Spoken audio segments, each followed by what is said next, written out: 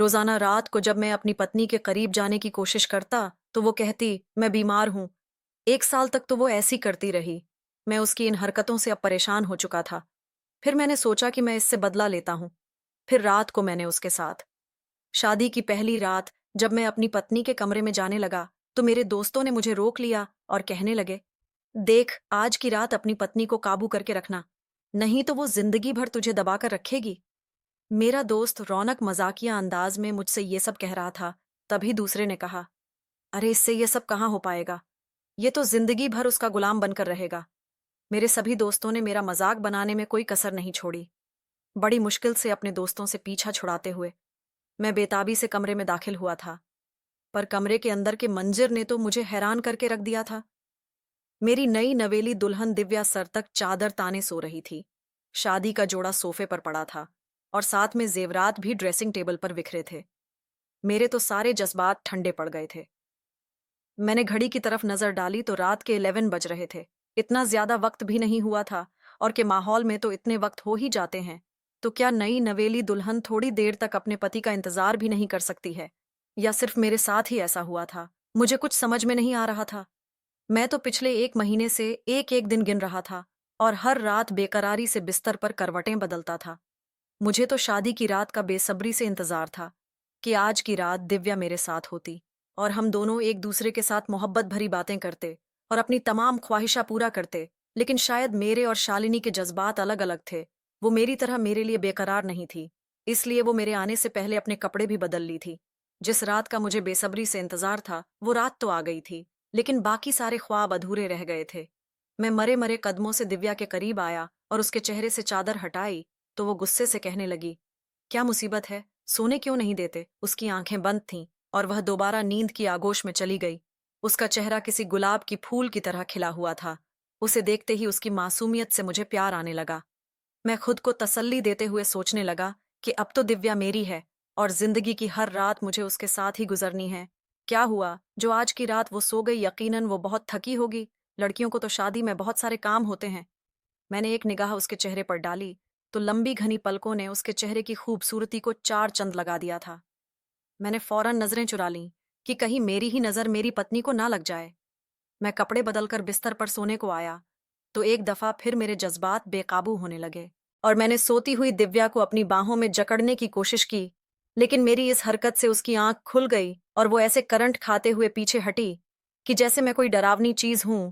उसकी आंखों में खौफ की परछाई साफ दिखाई दे रही थी और मुझे समझ में नहीं आ रहा था कि वो इतनी डरी हुई क्यों है। पहले तो मुझे लगा कि शायद वो गहरी नींद से जागी है, इसीलिए उसे कुछ समझ में नहीं आ रहा।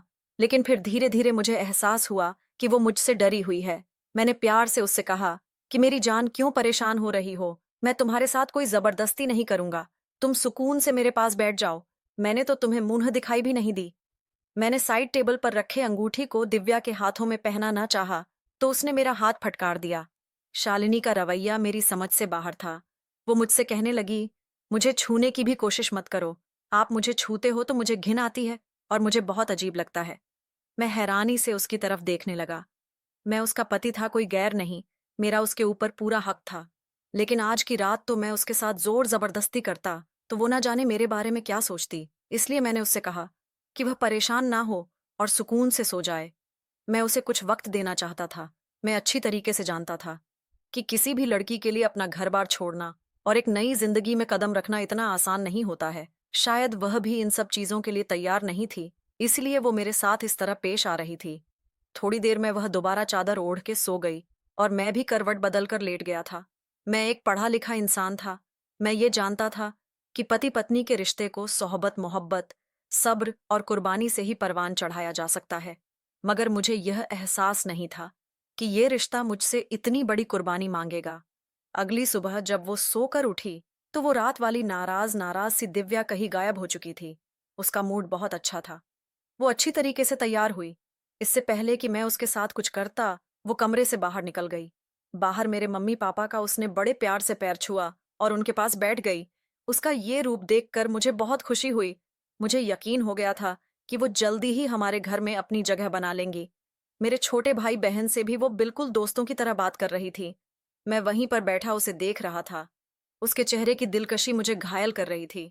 और मेरा दिल चाह रहा था कि मैं उसे पकड़कर दोबारा कमरे में ले जाऊं। मैं तो उसे ठीक से दुल्हन बने देख भी नहीं पाया था। धीरे धीरे दिन गुजर गए और अगले दिन हमारे रिसेप्शन की पार्टी थी। रिसेप्शन के वक्त स्टेज पर ही मैंने दिव्या के कान में कह दिया कि आज रात वह मेरे आने से पहले अपने कपड़े चेंज ना करें। मैं दिल भर के तुम्हें देखना चाहता हूं। दिव्या ने मेरी बातों का कोई जवाब नहीं दिया था। वो अपने मौसेरे भाई से बात करने में इस कदर व्यस्त थी कि उसे मेरी मौजूदगी का एहसास भी नहीं रहा था। उन दोनों की आपस में न जाने क्या बातें चल रही थीं। मुझे कुछ समझ में नहीं आ रहा था। जब रात मैं कमरे में दाखिल हुआ तो वो मेरे कहने के बावजूद भी अपने कपड़े बदलकर बिस्तर पर लेट गई थी। मुझे उस पर गुस्सा आ गया। मैं उसका पति था, लेकिन उसके दिल में मेरी बात की कोई अहमियत ही नहीं थी और ना ही उसे मेरे जज्बात का एहसास था।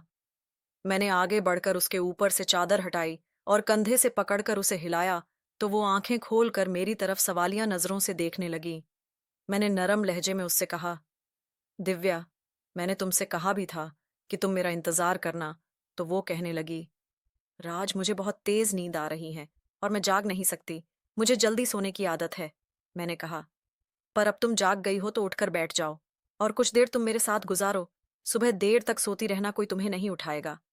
उसके हसीन चेहरे पर नजर पड़ते ही मेरा सारा गुस्सा झाग की तरफ बैठ गया। वो आंखें मलती हुई उठकर ऐसे बैठी जैसे उसने मुझ पर कोई एहसान किया हो। मेरे लिए अब यह सब बर्दाश्त करना मुश्किल हो गया था। मैंने गुस्से से उसके गालों पर अपनी मोहब्बत की मोहर लगा दी। उसके लिए यह सब एकदम अजीब था। वो घबराकर बिस्तर से उठ खड़ी हो गई और गुस्से से मेरी तरफ देखते हुए कहने लगी, मैंने कल ही आपसे कह दिया था कि मेरे लिए यह सब कुछ बहुत अजीब है। बेहतर यही होगा कि आप मुझसे दूर रहे। मुझे समझ ही नहीं आ रहा था कि मेरी नजदीकियों से उसे क्या परेशानी थी। मैंने आगे बढ़कर जबरदस्ती उसका हाथ पकड़ा और उसे खींचकर अपने बराबर में बिठाया। ऐसा करने से वो फूट फूट कर रोने लगी। मैं घबरा गया था, क्योंकि उसकी आवाज आहिस्ता आहिस्ता इतनी तेज हो रही थी कि कमरे से बाहर भी जा सकती थी। मैं उसे चुप कराने की कोशिश करने लगा, लेकिन वो बार बार बस एक ही बात दोहरा रही थी, मेरे करीब ना आया करे। मुझे बड़ा अजीब लगता है। किसी का भी छूना मुझे अच्छा नहीं लगता। दिव्या के इस तरह की बातों ने मुझे चौंका दिया था। मेरी पत्नी शायद किसी मानसिक बीमारी का शिकार हो गई थी और ये बात मुझे आज पता चली थी। वो कहने लगी कि मुझे कुछ वक्त चाहिए, उसके बाद सब कुछ ठीक हो जाएगा। लेकिन मेरे अंदर तो एक आग जल रही थी और बर्दाश्त अब खत्म होने को थी। मैं 30 साल का एक जवान मर्द था जिसकी अपनी कुछ जरूरतें भी थीं। मैं अपनी पत्नी पर जी भर के मोहब्बत लुटाना चाहता था, लेकिन वो तो मेरे हाथ लगाते ही इस कदर हरकतें करती। इसके आगे मैं कुछ सोच भी नहीं सकता था। घर में अगर मेरे माँ बाप मौजूद नहीं होते तो शायद मैं उसके रोने पर नहीं जाता और जबरदस्ती अपनी ख्वाहिश पूरी कर लेता, लेकिन मेरे लिए फिलहाल ये मुमकिन नहीं था। घर में मेरी जवान बहन और भाई भी मौजूद थे। मेरी कोई भी गलत हरकत मुझे मेरे ही घर वालों के नजरों में गिरा सकती थी, इसलिए मैंने अपने दिल पर पत्थर रख लिया। वो तो दोबारा सुकून की नींद सो चुकी थी, लेकिन मेरी नींदें उड़ गई थी, क्योंकि यह एक दो रातों की बात नहीं थी और ये परेशानी ऐसी थी कि मैं यह बात किसी को बता भी नहीं सकता था और ऐसे हर रात गुजारना मेरे लिए मुश्किल था। मैंने अब सोच लिया था कि मैं उसे किसी डॉक्टर को दिखाऊंगा, लेकिन अगले दिन सुबह वो पहले की तरह ही फ्रेश उठी और नहा धोकर सजने संवरने लगी। मैं बिस्तर पर बैठा उसे ही देख रहा था। उसे भी अपने वजूद पर मेरी नजरों की तपिश का एहसास हो गया था। उसने तुरंत अपने सूट का दुपट्टा उठाया और फैलाकर ओढ़ लिया, जैसे मैं उसके लिए कोई गैर हूं। उसकी यह हरकत मेरे बर्दाश्त के बाहर थी, लेकिन मैं खामोश हो गया। वह पूरी तरह सज संवर कर कमरे से निकल गई थी और मैं अपना दिल महसूस कर रह गया था। मुझे तो अपनी किस्मत पर ही गुस्सा आ रहा था। दिव्या वह लड़की थी जिससे शादी करने के लिए बड़ी मुश्किल से मैंने अपने माँ बाप को मनाया था। दिव्या मेरे पापा के दोस्त की बेटी थी।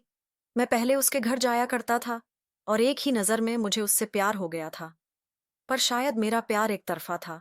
जब मेरे घर में मेरी शादी की बात चलने लगी तो दिव्या का खूबसूरत चेहरा मेरी आंखों के सामने नजर आने लगा और मैंने अपनी माँ से साफ साफ कह दिया कि मैं जब शादी करूंगा तो दिव्या से ही करूंगा। मेरे माँ बाप मेरे इस फैसले से सहमत थे और अगले ही दिन मेरे पापा ने मेरे रिश्ते की बात अपने दोस्त से चलाई। दिव्या के पापा ने भी तुरंत हामी भर दी और कुछ दिन बाद ही हमारी शादी की तारीख तय हो गई। 1 महीने मैंने दिन रात दिव्या की सोच में गुजारा था और आज वही दिव्या मुझे ऐसे तड़पा रही थी कि मैं यह परेशानी किसी को बता भी नहीं सकता था। मैं कमरे से बाहर निकला तो देखा वो घर वालों के साथ नाश्ता करने में मग्न थी। मेरे पापा मुझे देखकर कहने लगे, तुम्हारी पत्नी तो सुबह सुबह ही उठकर कमरे से निकल आती है, लेकिन तुम्हारी नींद है कि पूरी ही नहीं होती। अब मैं पापा को क्या बताता कि मैं तो पूरी रात का जागा हुआ हूँ और दिव्या तो पूरी रात घोड़े बेचकर सोती है। मुझे देखते ही मेरी माँ ने मुझसे कहा कि दिव्या को 1-2 दिनों के लिए उसके मायके छोड़ दो। इसके घर वालों का फोन आया था।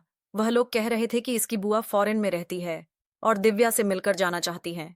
माँ की बातें सुनकर मैं खामोश हो गया और जब कमरे में आया तो देखा दिव्या खुशी खुशी अपना सामान पैक कर रही थी। मायके जाने की खुशी उसके चेहरे पर साफ झलक रही थी कि वो आज बहुत खुश हैं। मैंने दिव्या के कान पर झुकते हुए कहा कि ये 2 दिन मैं तुम्हारे बगैर कैसे गुजारूंगा। तुम आज ही अपनी बुआ से मिलकर वापस आ जाना। वो घबराकर 2 कदम पीछे हट गई। उसका यही रवैया मेरी जान जलाने लगा था। मैं उसे मायके ले जाने की बजाय डॉक्टर के पास लेकर गया।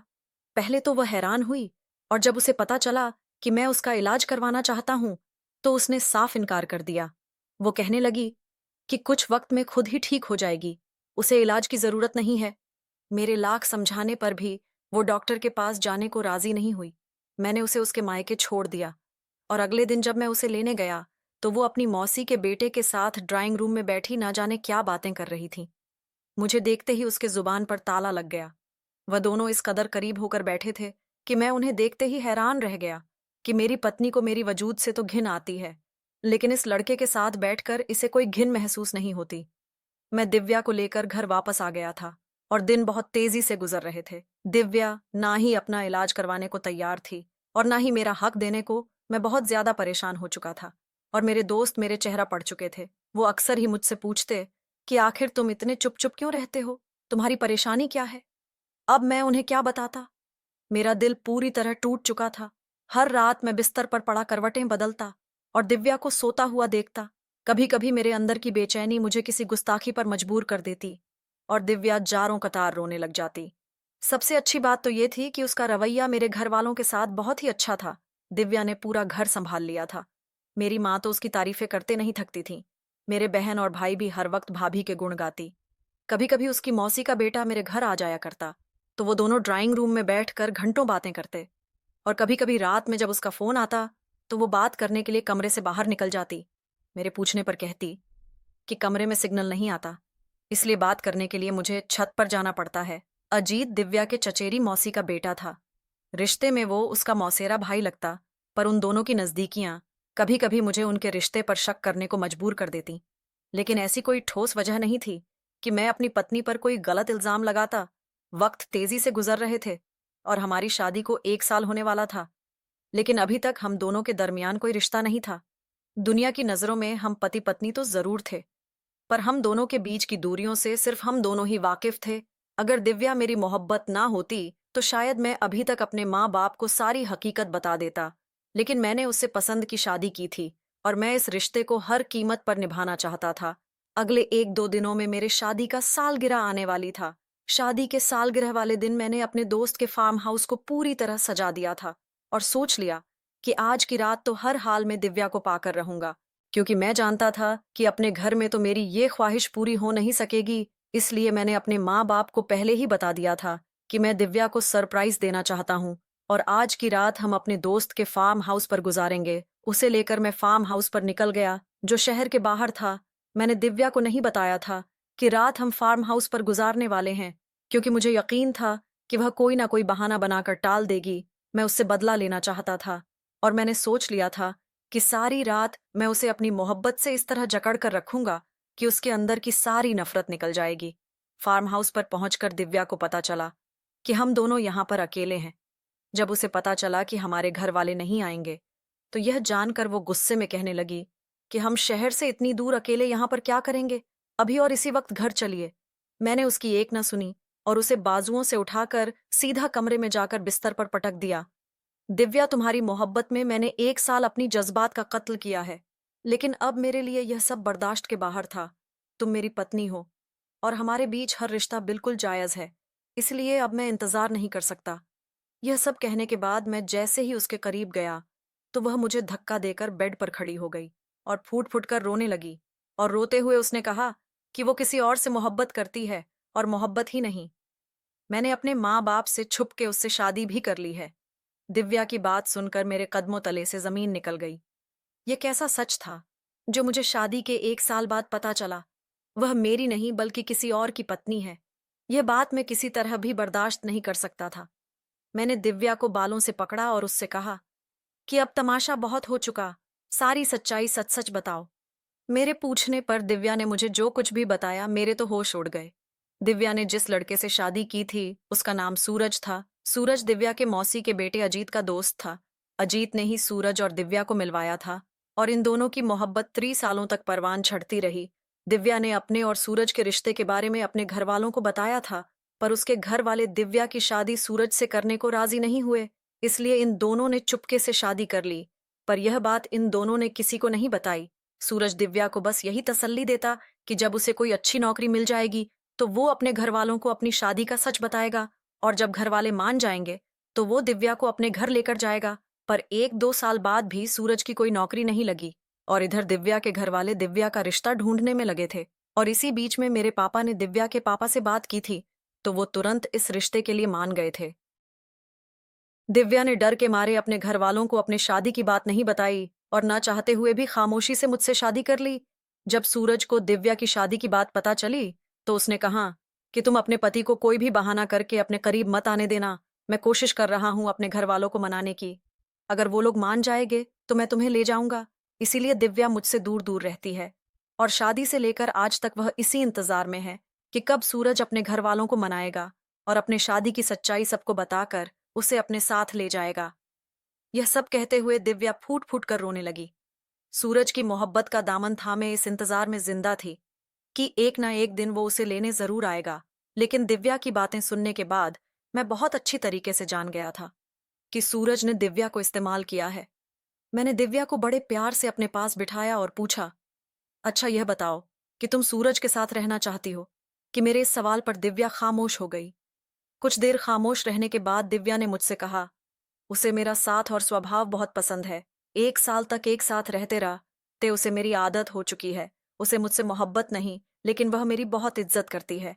दिव्या की शक्ल बता रही थी कि उसे अंदाजा हो गया है कि सूरज ने उसे इस्तेमाल किया और वो कभी उसे नहीं ले जाएगा। वो बस उसे झूठी तसल्लियां दे रहा था। मैंने दिव्या को समझाया, तुम बेफिक्र मेरे साथ रह सकती हो, और रही सूरज की बात तो मैं कानूनी तरीके से तुम्हारा उससे तलाक करवा दूंगा। मेरी बात सुनकर दिव्या के चेहरे पर मुस्कुराहट आ गई और उसकी आंखों से आंसू टपकने लगे। लेकिन ये आंसू गम के नहीं, खुशी के थे। मेरे मुंह से इतना सब कुछ सुनने के बाद वो आकर मेरे सीने से लग गई और कहने लगी, आप ही मेरी सच्ची मोहब्बत है। बचपने में आकर मैंने गलत इंसान को चुन लिया था। मैंने भी उसे अपनी आगोश में भर लिया था। अगले कुछ दिनों में मैंने तलाक के पेपर्स को बनवाकर सूरज और दिव्या के तलाक करवा दिया। दिव्या ने गलत इंसान पर भरोसा करके बहुत से रिश्ते को खतरे में डाल दिया था। अगर मुझे उससे सच्ची मोहब्बत ना होती तो शायद मैं उसे बहुत पहले ही छोड़ दिया होता। लेकिन वो मेरी मोहब्बत थी, इसलिए मैंने उसके सारे गुनाहों को नजरअंदाज करते हुए उसे अपना लिया। लेकिन मेरी तमाम बहन बेटियों से यह गुजारिश है कि किसी लड़के की बातों में आकर अपनी जिंदगी बर्बाद ना करें, क्योंकि हर किसी की किस्मत में राज नहीं होता। दोस्तों, वीडियो अच्छी लगी हो तो लाइक, शेयर और सब्सक्राइब भी कर दें। धन्यवाद।